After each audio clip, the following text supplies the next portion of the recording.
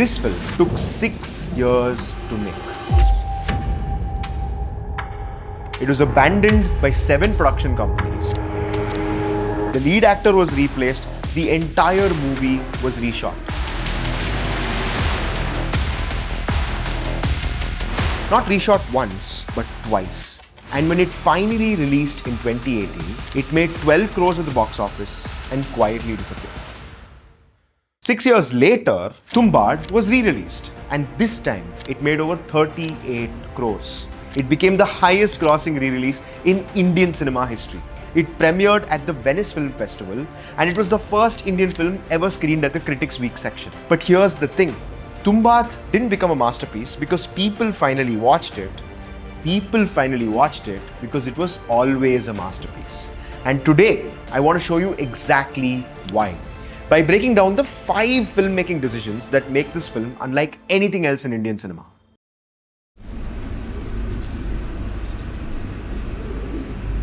Most Indian horror films are shot in 2 months on existing locations.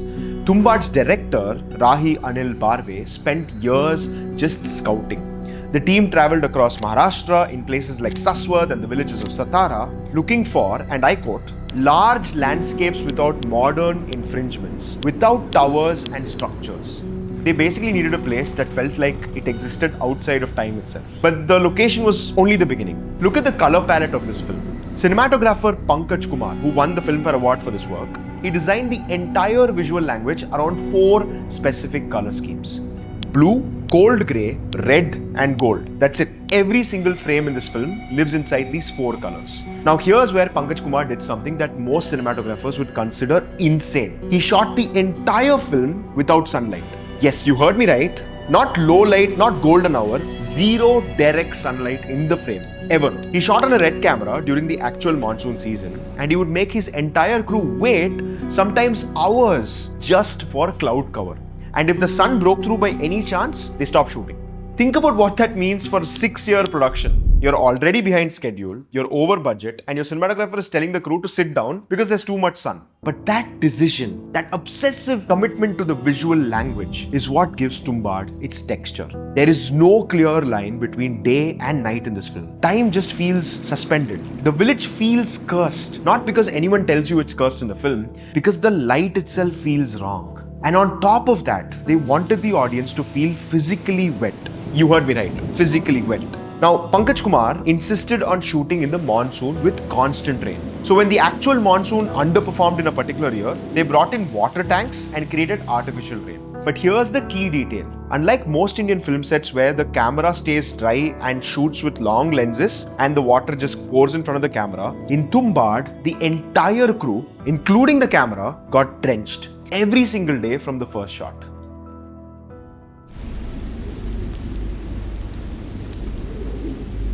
Let me tell you something that might surprise you. The composer for Tumbbad is the same person who scored Assassin's Creed and Hitman.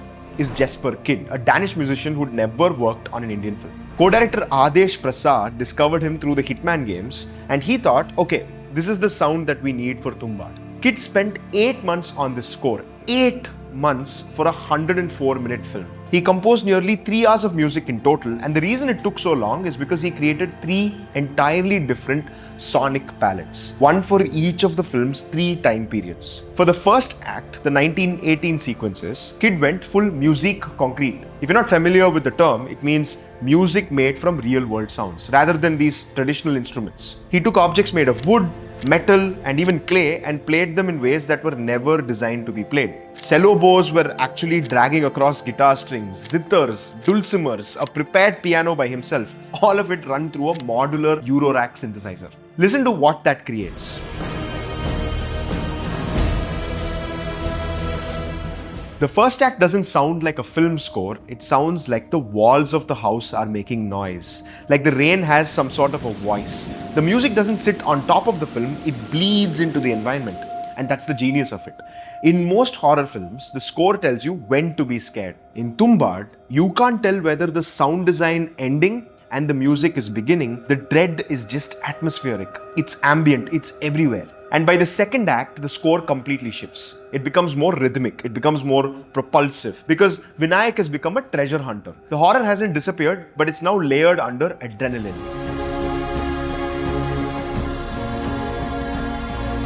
And by the third act, when Vinayak's son enters the picture and the greed has consumed everything, the music becomes very sparse, it becomes very clinical. The warmth of the film is gone entirely. That structural approach, treating the score as three separate films, is something you almost never see in Indian cinema. Most Hindi films use a single musical identity. Kyd's score is the reason Tumbbad feels like an epic even at 104 minutes.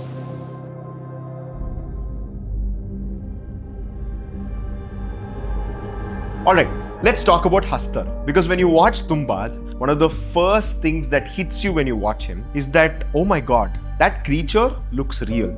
Not good for an Indian film, real.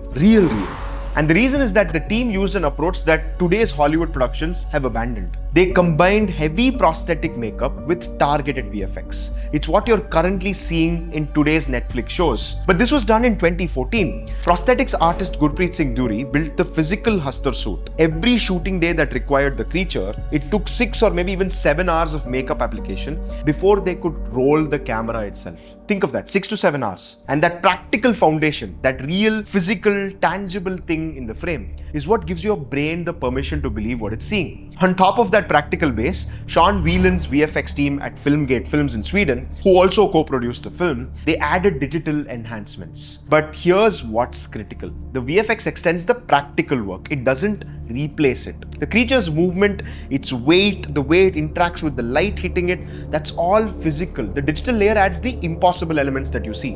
And then there is the womb sequence. This is the scene where Vinayak descends into the goddess's womb to steal Hastar's gold. It's the centerpiece of the film. And the production team built this entirely as a practical set in Bombay. No green screen. The womb scenes took 15 to 20 days to shoot without any visual effects. So what you're seeing on screen is actual physical space that the actors walked through. When the womb breathes, when those walls contract, you're actually watching practical mechanical effects, which is enhanced a little bit by VFX. And because the actor is really inside the space, he's really touching those walls, and the claustrophobia is genuine. This is something you can't fake with a green screen. The audience's lizard brain knows the difference itself.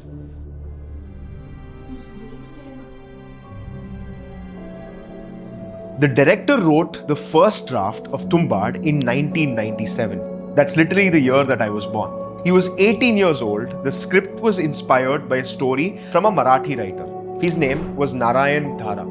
And Barve's original concept was to tell 3 separate stories set in Tumbbad village.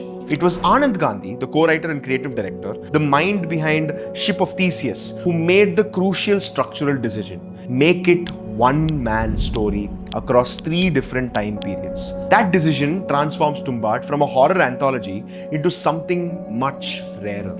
A generational parable about greed. And Barve himself said that the 3 chapters are also a metaphor for the journey of India itself. Think about those dates. 1918, it was colonial India. Poverty existed, desperation existed. And then 1930s, a man finding a system to exploit. He was getting wealthy. And finally, 1947, independence, but the greed did not stop. It's passed to the next generation. Now here's something most people don't know. The final narrative structure wasn't locked in the screenplay, it was actually found in the editing room. The editor, Sanyukta Kaza, he fundamentally reworked the scenes, the dialogues, using all the existing footage he had. She restructured the story during the edit, which means the Tumbbad you watched is essentially a different film from the one that was already shot. The one that took 6 years to shoot. And that is where the filmmaking lesson gets really interesting, because the edit does something structurally brilliant. It compresses decades into minutes, but it never feels rushed. The transitions between time periods aren't flashy, and there are no title cards saying 15 years later, 25 years later, 10 years later. The film uses environmental storytelling. The village decays, Vinayak's face changes, the rain stays the same. Time is communicated through texture, not text. And notice the repetition here. Vinayak descends into the womb over and over and over, each time the same thing, the same ritual, the flower, the doll, the grab for gold, but each repetition reveals more of his desperation. The structure turns a heist into some sort of addiction narrative. How much more can Vinayak actually get? The horror isn't Hastar. The horror is that Vinayak keeps going back again and again to that terrible place.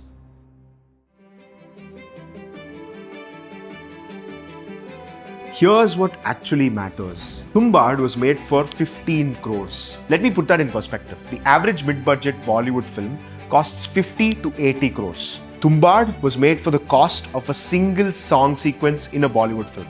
And it probably looks better than almost all of them. And that's the real lesson of Tumbbad. Not that you need 6 years, but that every one of those 6 years was spent making specific craft decisions. The no sunlight rule, the 4-color palette, the practical room set, the 3-part score, the editorial restructuring, each of these decisions is a masterclass in using limitation as creative fuel. When Tumbbad premiered in Venice in 2018, it became the first Indian film to screen at Critics Week section. When it released in 2024, audiences who had ignored it 6 years earlier lined up around the block. It outgrossed its original theatrical run in the first week itself. Indian cinema produces over 1,500 films a year. Most of them are forgotten within a month. Tumbbad took 6 years to make, and it will be studied for the next 60. Because Rahi Anil Bharve, Pankaj Kumar, Jesper Kyd, Sanyukta Kaza, and every person on that rain-soaked set understood something fundamental. A film is not only its story, a film is the 1,000 craft decisions that give the story its form.